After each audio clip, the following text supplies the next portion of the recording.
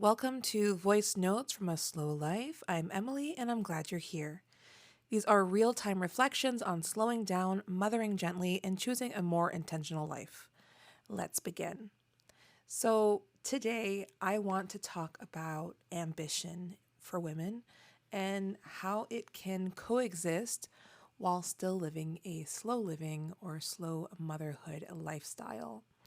And I'm going to give a little disclaimer right away is that I don't know what's up with my voice. I feel like I'm going through puberty. It's kind of all over the place. So if it's shaky or it's scratchy, that is why. Enjoy. So ambition. How would we discuss ambition? So ambition is the idea that we have, dreams, goals, for our life, maybe for our career. I'm going to be talking a lot about career in this podcast episode because there are different types of ambition, but the one that I tend to specialize in is career in business ambition. And it is something that is very, I would say, like a difficult topic sometimes for women because historically women are taught to not really have much ambition, and to have ambition is to really, it is seen as a male attribute, and to do so would be to forego your children. That is not my belief, but that is societal's view of women and ambition. And so ambition is viewed from a male gaze. It is not viewed from the female gaze, and it is viewed as contrary to motherhood, which I think is a crock of BS. And I want to talk about it. And even more to that, when we talk about slow living, which is letting go of societal expectations, living a life aligned with our values. And if we talk about slow motherhood, it's mothering in a way that is presence over perfection, and really ensuring that we provide our children with the care and connection they need. Sometimes we view ambition as the antithesis of this, how those cannot coexist because they are really at opposite ends of the spectrum. This is really what we would call all or nothing thinking, right? So you're either ambitious, you're a career woman, or you're living a slow living, slow motherhood life. Where we see this often is in depictions in the media. And a really great example for this is we talk about Hallmark movies. I like Hallmark movies just like the next person. I'm not a fanatic, but I have friends who love watching all of them. And there are certain storylines that have continued over the ages. And for me, I remember a certain Hallmark movie, and I don't remember the name. I remember like the concept and the scenes from when I was a child. And when I say child, maybe in my 12 years old. And the concept was there is this high powered CEO type lady. She's a lawyer. She has a really nice apartment in New York. She carries a briefcase and she wears gray suits, pantsuits, no less. Oh my gosh, And she is not married, does not have children, and is maybe an absent aunt.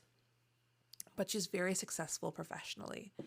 And in the movie, that is depicted as, ooh, that's so bad, that's horrible, to the point that she is visited by Christmas past, present, and future, the Christmas spirits, to change her ways. And then the resolution of this Hallmark story is that she will, let go of a lot of her job. She will embrace finding a partner, embrace motherhood, embrace family, and really forego her ambition and her version of success. And this is very common in a lot of the movies we watch that are that based. So it's like high class lady goes to small town countryside, decides to leave her job as a lawyer to go on a tree farm. We see these kinds of jokes pop up a lot on Instagram because they are so prevalent. And right there, you have this example of there is a good way to be a woman, and there's a bad way to be a woman. And the good way to be a woman is to, prioritize a husband, a family, and I'm going to do quote unquote community and really forego ambition. And I think, again, that is a bunch of bullshit, but it is giving us the message that to want success for yourself, to want money for yourself, to be ambitious is bad. And when you start learning about slow motherhood and slow living, what you'll often find is that that is even more entrenched, right? So we have a lot of depictions of people who are engaging in this lifestyle who are wearing prairie dresses. They probably maybe do not work at all. They live in a cottage in the woods. They take care of their children. They most likely homeschool. And that's that. And when I first came across slow living, and I was really burnt out from my job and being an ambitious person, but I say ambitious, but really it wasn't ambitious that I was. I was just really trying to find validation from others without knowing what I wanted from my career. But I thought when I found slow living that I would not be able to be an ambitious individual, have big dreams. And I even made a video about being a highly sensitive person in business because I had started my private practice, and I had specified in the video that to live this lifestyle is to understand that I will not be making a lot of money, and I will just need to make enough to be happy and fruitful for my family, and that would be enough for me. And at the time, I truly believed it. I was healing from the burnout, and I could not see a world where any type of ambition wouldn't lead to more burnout. Fast forward, as I fully healed and I really got into my business, and I even started making videos about slow living, my view changed, because I think at my depths, I am meant to be an entrepreneur. I am meant to have, be a high achiever and to truly wish a lot for myself. I have big dreams for myself. And so then I started getting a bit annoyed with the discourse out there that to slow down is to forego ambition. And I even made a video again about how I plan to earn $1 million while slow living. That is still a goal for myself. The thing is, it's not something that's going to happen overnight. And I think that's where the slow living and ambition discussion truly deserves input. And so you can have ambition and live a slow motherhood lifestyle or slow living lifestyle. It's just recognizing that the way you're going to build up to that is different. And so where others are hustling and possibly finding, scheming or trying to find loopholes or doing sprints, trying to get to that money really fast. Instead, I and others are building it slowly, aligned with our values in a way that supports our life with our family. And the goal of business truly is not to make money fast, it's to stay in business for as long as possible in a way that is healthy. When you play Monopoly, it's a long game. It's a long ass game because, you want to stay in business. And that is kind of the same thing with, with the kind of work that I'm trying to do, and that a lot of the women that I support do. So I have women who either own a business or they work in companies at maybe even the managerial positions, and I'm not telling them to quit everything and move to the countryside. I mean, that's their prerogative. They want to do that. They don't usually come to see me if that's their prerogative, though. But really is, how can we, really have an idea what your values are and what you want from your life and build the work around it. And so to have ambitious in this type of lifestyle, you have to have really good boundaries, have a good vision of what you are aiming towards. You have to reassess often. I reassess all the time. I at a minimum, I say every 3 months, you should be reassessing your values and the direction you're going in. But I do that even more frequently because I'm really at the beginning of my process. And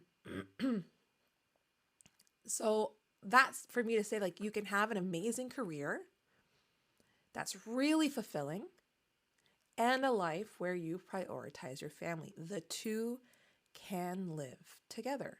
It just looks different because you're going to do it your way. So the thing about slow living and slow motherhood is that you are not following society's rules. You are creating your own rule book. You are creating your own path. And that also means that people are going to question your path. They're going to go like, what are you doing? So when I go to like events, especially when I used to go to like Chamber of Commerce events, which are events where a lot of entrepreneurs are, and they would ask, how are you building your business? And I would tell them that I don't want to see more than a certain number of clients, that I'm building it in a certain way. I don't work Fridays. I don't work evenings, seeing clients. They go, well, how the heck are you going to build a business? Like, you're not going to be able to. That's the feedback I get. And it's very easy to go, oh, shit, they're right. I should do it differently. I have to, see more people. Instead, I go, no. Like, I know that I don't have the capacity, the energetic or emotional capacity to see more clients. Maybe I need to change my messaging, or maybe it's my pricing, or maybe it's how I offer. So I know, like, for slow motherhood, the one-on-one work will not be the bulk of my work anymore because it is too taxing. So what I want to do is create group mentorships where I get to interact with a lot more people at once, but it is time based, and it's a closed loop, right? And so it protects my energy. And so a lot of it is just figuring out what works for you in your energetic capacity and building a business that respects it. And the thing you have to realize is you don't have to do what everybody else is doing. And sometimes it works for someone else and it won't work for you. And sometimes you'll try things and it won't work. And the fun about work and business is that, and life in general, is that there's no end state except for death. It's all an adventure, and you can try things and you can learn from it. And whatever you create that feels right for you and that works for you is what is meant to be for you. Because the goal is that you enjoy what you do. I don't care what everybody else thinks. And yeah, people are going to come up to you and be like, yeah, there's another way to do it better, probably, but it might not be what's best for you. There's this old fable that I've heard in a couple of books. I did not invent this, but it's about a fisherman. So there is a man who fishes, and he works a couple of days a week, and then he gets to just relax with his friends. And there was a big business guy going, what are you doing? Like, you can make so much more money. And the fisherman asks him for information. So he says, well, what you can do is you fish more. So you fish every single day, long hours, you get a lot of fish. Once you have a lot of fish, then or a lot of business from selling fish, you can hire more people to get the fish. And then you would have money to just do whatever you want. And so then you could just relax on the beach with your friends. And the guy's like, I'm already doing that. I'm already relaxing on the beach with my friends. Why am I going through all that work just to have the same result as I currently have? So it's just understanding that we don't all have the same goals. My goal, I would love to be financially free and be able to provide work to more women and be able to like go across the world sharing about slow motherhood. That is my dream, and I'm going to own it, and that's really cool. I love it. But I have other friends who their dream is to have a part-time job that they are running a business and where they have majority of their time to care for their children. And then I have other women that I work with who work in managerial positions for the government, and they just really want to make sure that they can do the work that they love and then come home and leave the work at work. And when they're home, they're truly home. And that's cool too. And so that's what I'm saying. There's no one way to live this life. And like the biggest issue, I think that what we do need to be careful for in terms of ambition is just that we don't become over connected with work and that we have various pillars of identity. So if my whole goal was just make $1 million kind of thing, then I would be approaching life in a lot of different ways. And in the past, my goal was, get a prestigious job, get a lot of money, be viewed in a certain light. And so, yeah, I was overworking, I was hustling. And when you only have that as your identity pillar, it's not great. But if you have other pillars of identity, like I like to assist, like help my community. I am a mother. I am a partner. I am also a friend. I'm just a woman who enjoys talking into the ether, into this microphone. Like I am a lot of different things. And that is what it keeps me stable, because when you have only one pillar of identity, if that pillar falls, you have nothing to, again, fall back on. And not only do I think that, ambition and slow living and slow motherhood can coexist, I think that's actually one of the best combinations for women if they truly want to be ambitious, because I think you should be as ambitious as you want.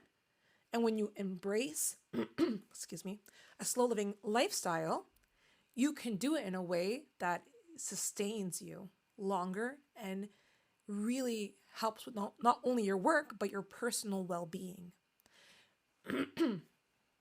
Excuse me. Because when you live a slow lifestyle, you are someone who sets clear boundaries to protect your personal time and energy. You are someone who prioritizes presence over perfection in both personal and professional settings.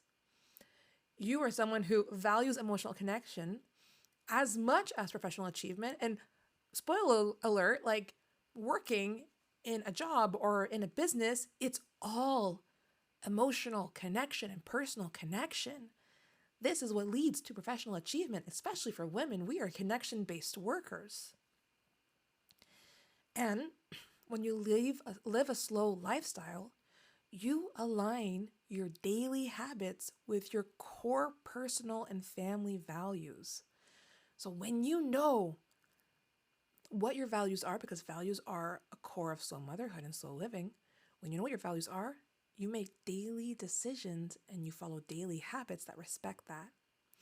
And in my mind, it becomes a no-brainer that if you are doing these things, you will reach that level of ambition that you have. And that ambition can change too as you develop, as things change, as your priorities change, as your values change. So I know for a fact that ambition and slow living can coexist because I'm doing it. And I have women that I work with who are doing it and who are thriving.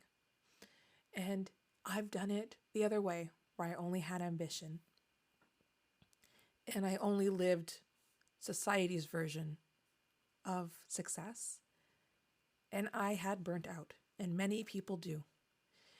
And even when I wasn't burnt out and I was maybe reaching those levels of ambition, I was doing so in a way that, one, didn't respect my energetic capacity, so I was exhausted, and two, didn't bring me fulfillment because it wasn't actually what I wanted. It was what I thought I should want. So I'm going to leave you here because I can go off way more. I just wanted to get you thinking, like, what is your ambition? What does your ambition look like? Is it reaching a certain level at work? Is it reaching a certain salary? Is it building a certain kind of business? Is it helping a certain kind of individual? Or is it like having enough money on the side so that you can homeschool your kids? I really don't care what your ambition is, but I'm sure you do have something, and it's super cool that you do.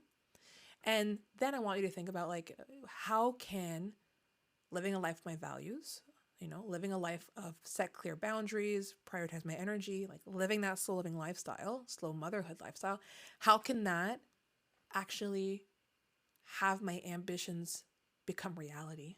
How can it support me on my journey? Because it can. And if you have, questions about this and you want to talk about it, please reach out to me. I would love to talk about it with you. I'm actually thinking of creating some networking events for women, some in person in my area. And I'm also planning on creating possibly a group mentorship where there's going to be hot seats and we're going to like take you through everything. So if those things sounds really cool to you, please reach out to me. Go on my email list so you can be the first to find out. On that note, I'm going to wish you a beautiful day and to keep living your authentic life.